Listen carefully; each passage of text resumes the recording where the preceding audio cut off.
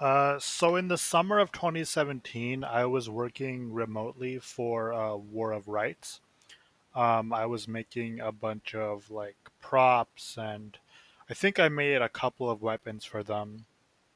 I made an entire house for them. That was kind of cool. That took me a while.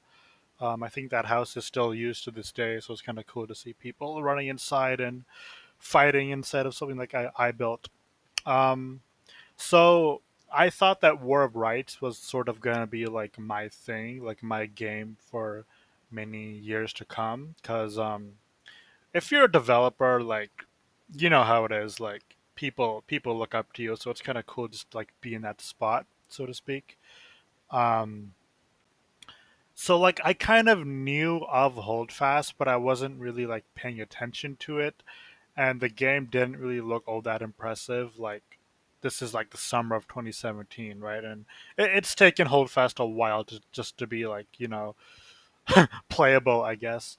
Um, so when War of Rights actually came out and I started playing it, I could tell like right away that this is a very niche game and it appeals to like a certain audience, and I was not that certain audience.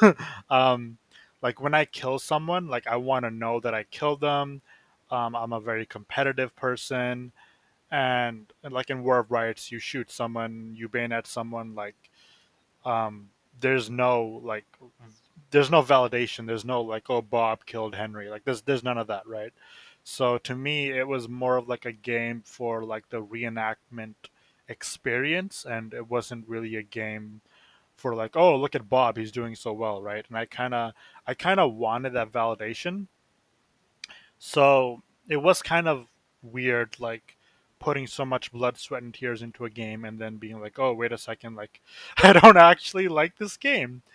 Um, so what I did after that is I don't know if many of you have heard of the mod called Persistent Frontier, but all the way back in 2013, um, I worked with someone called QWW. He was a coder, and we decided to make like a 18th century French and Indian war type of modification for a persistent world. Persistent World was a mod of Mountain Blade Warband where it was like more like RPG styled and stuff. You could like mine, go like cut wood and stuff like that. So Persistent Frontier was like a mod of a mod, so it was like a sub mod.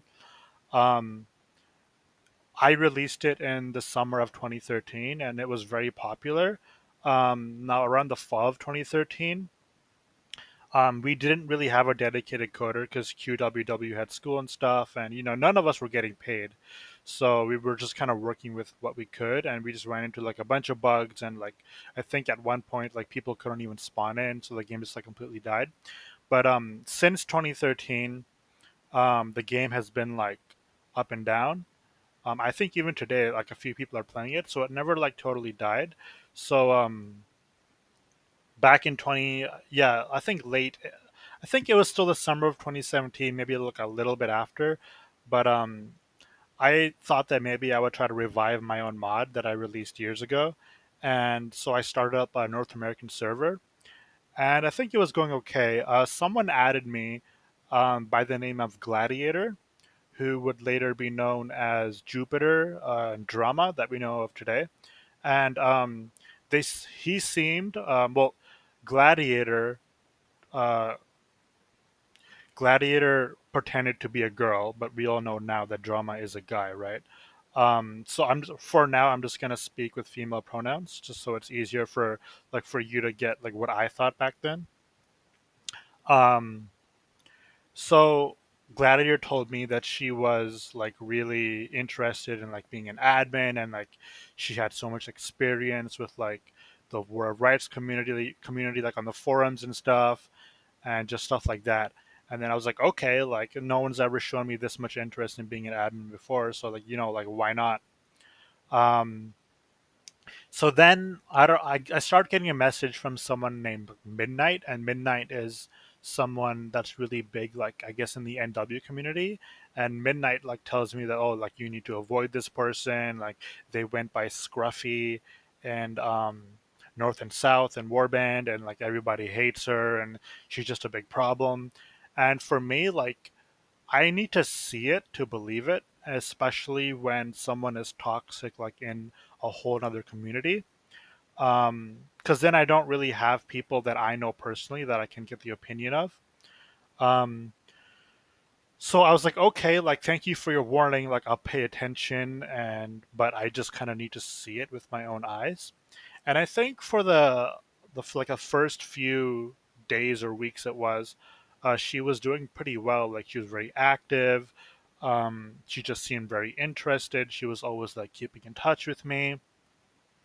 And but one day I noticed, I checked the logs of the admin console, and I noticed that she spawned herself like a lot of gold to like buy stuff with. And this wasn't like on a private server. This was like on the public server where everyone was playing. So this is like blatant admin abuse, right? Like you can't just spawn yourself gold. Like what the hell? So then I approached her about it and I was like, "Hey, like why'd you do this?" And then she just kind of started brushing it off like, "Oh, like nobody has to know. Oh, like I didn't like it's not that big of a deal. Just, just stuff like that." And I was like, "Okay, but like you can't do this again. Like this is blatant admin abuse." And looking back on it, I think I sort of did sweep it under the rug because I'm not gonna say that I'm a simp, but I'm just gonna say that on the internet, if someone passes this themselves off as a girl and you believe them, you're gonna treat them differently than if someone like is immature or misbehaves and you know that they're a guy. I think that's just human nature of like males on the internet. And I think that it was actually a very genius move by Drama to pass himself off as a girl, at least until before everyone found him out. Um, because he probably was very self-aware and he knew that he had like a trolley nature to him, and if he passed himself off as a girl, then a lot of his like immaturity could sort of be like looked past, and people would treat him differently, which they did. I did, so it worked, right? But he continued this like a long ways through, and we'll get into the 77 stuff like probably in chapter 2. um but yeah, I didn't really punish them all that much. The server ended up dying, or I'm not sure what happened to it, so me and Gladiator or Jupiter Drama, whatever you want to call them, we kind of went our separate ways. um So I think I'm not sure what exactly I was doing after the whole Persistent Frontier server died. Um, but I think it was maybe like a month later or something. I think this was like November-ish or maybe like the end of October. Because I know that Holdfast came out like September 25th or 26th of 2017.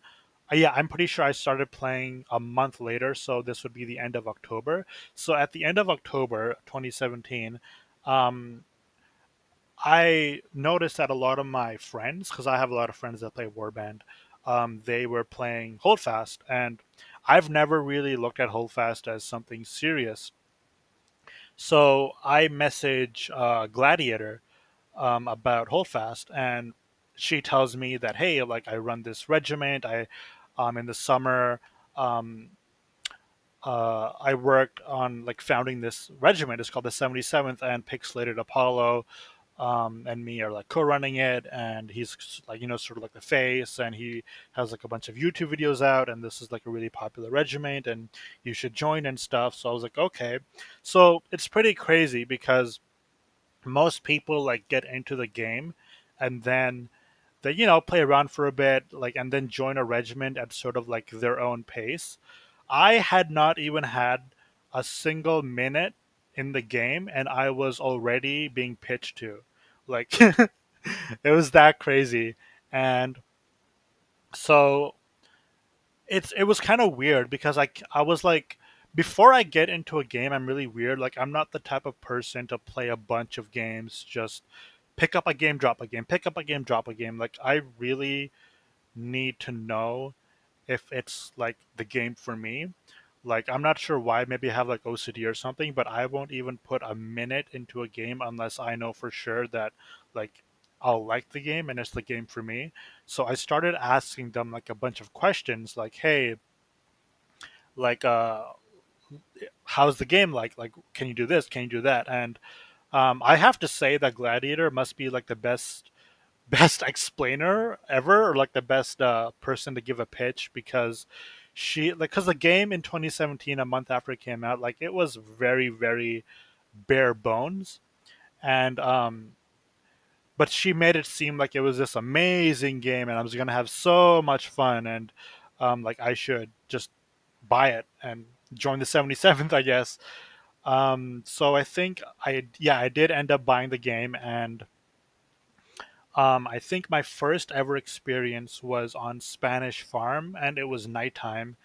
And the first thing I saw coming out of spawn was like this stone wall, and then the cannon. I think it's called the funnel gun, mounted on the wall, and I was like, "Oh, this cannon is so cool! Like, I want to be, I want to be the best at shooting this cannon." And then I also thought that I was gonna have a big naval presence and stuff like that, but yeah, that's how I got into Holdfast. And then for chapter two, I'll kind of explain my history in the 77th.